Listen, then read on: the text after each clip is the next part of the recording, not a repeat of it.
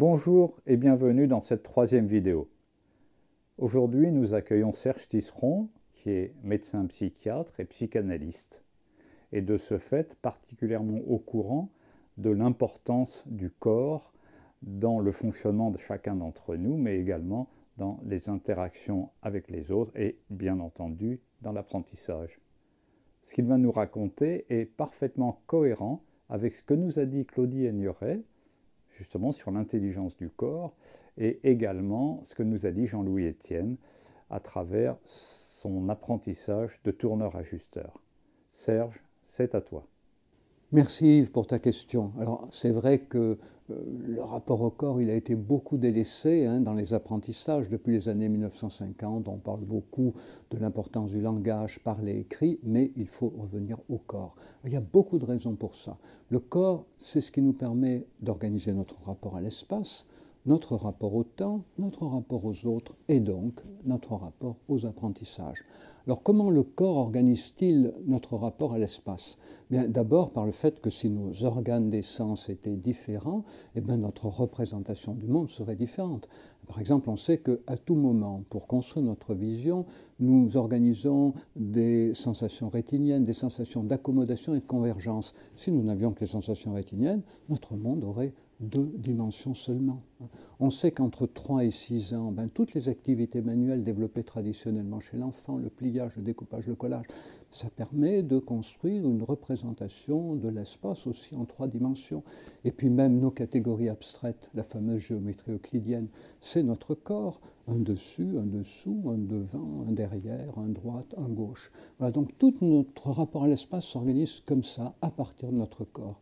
Alors le rapport au temps, il est très important aussi, puisque nous construisons des choses, et puis elles se détruisent, nous les refaisons, et puis c'est comme ça, en faisant, en défaisant, dans l'espace, que nous construisons notre rapport au temps, en percevant que le temps, il va toujours dans le même sens.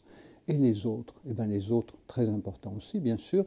Le bébé, quand il vient au monde, on sait qu'il a une formidable capacité d'imitation. Son corps imite tout ce qu'il voit. On sait qu'à moins d'une semaine, si la maman tire la langue à son bébé, ou n'importe quel adulte, le bébé tire la langue. D'ailleurs, il y a des bébés qui, très vite, mettent la main sur l'oreille parce qu'ils voient toujours un parent avec un smartphone. Ils n'ont pas la connaissance du smartphone, ils imitent le geste.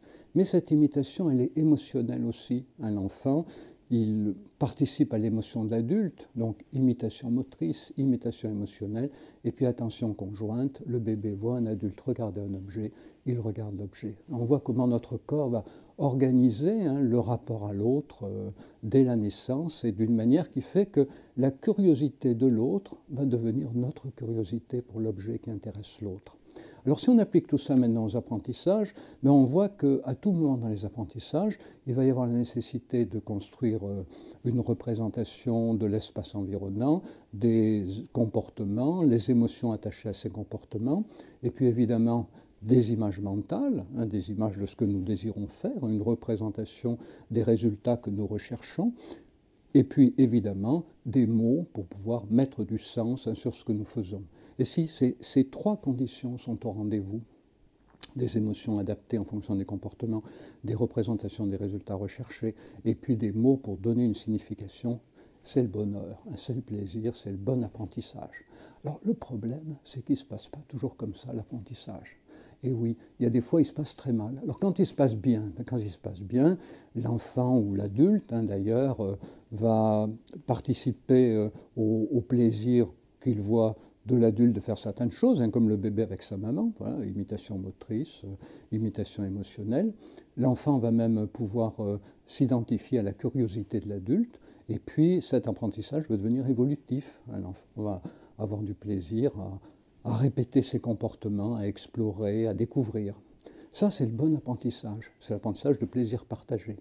Et puis, hélas, des fois, l'apprentissage se fait sous contrainte, c'est-à-dire que l'enfant se voit imposer des choses, il répète les comportements de l'adulte, il ne s'identifie pas au plaisir de l'adulte, d'ailleurs souvent le plaisir de l'adulte ne lui en montre pas, et puis l'enfant ne découvre pas le plaisir de pouvoir rivaliser avec l'adulte, et l'adulte ne lui reconnaît pas non plus la capacité de pouvoir le dépasser. Il faut que l'adulte puisse à la fois reconnaître le plaisir de l'enfant, le plaisir partagé, le désir de l'enfant, le désir qu'a l'enfant de dépasser l'adulte, et puis évidemment la capacité qu'aura l'enfant un jour de dépasser l'adulte. Mais dans l'apprentissage avec contrainte, ça ne se passe pas. Et donc du coup, l'enfant va, dans le meilleur des cas, apprendre des gestes répétitifs, disons dans le moins pire des cas, apprendre des gestes répétitifs, et dans le pire des cas, s'identifier à l'adulte, et même parfois à la maltraitance qu'il ressent de la part de l'adulte.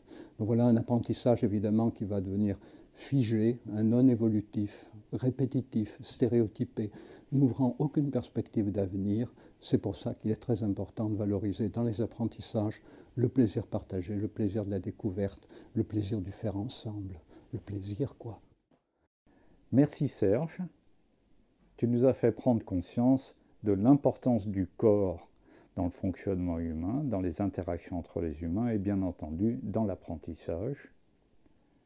Et plus encore, tu as mis l'accent sur l'importance des émotions. Il n'y a pas d'êtres humains sans émotions, donc émotions qu'il faut prendre en compte dans l'apprentissage. Et lorsque dans notre rapport, nous parlons du plaisir, du désir, et bien entendu, c'est de l'ordre des émotions et pas du tout du rationnel pur et dur. Merci Serge. Si vous avez apprécié cette vidéo, vous pouvez vous abonner sur notre site YouTube et bien entendu mettre un pouce bleu. À la semaine prochaine.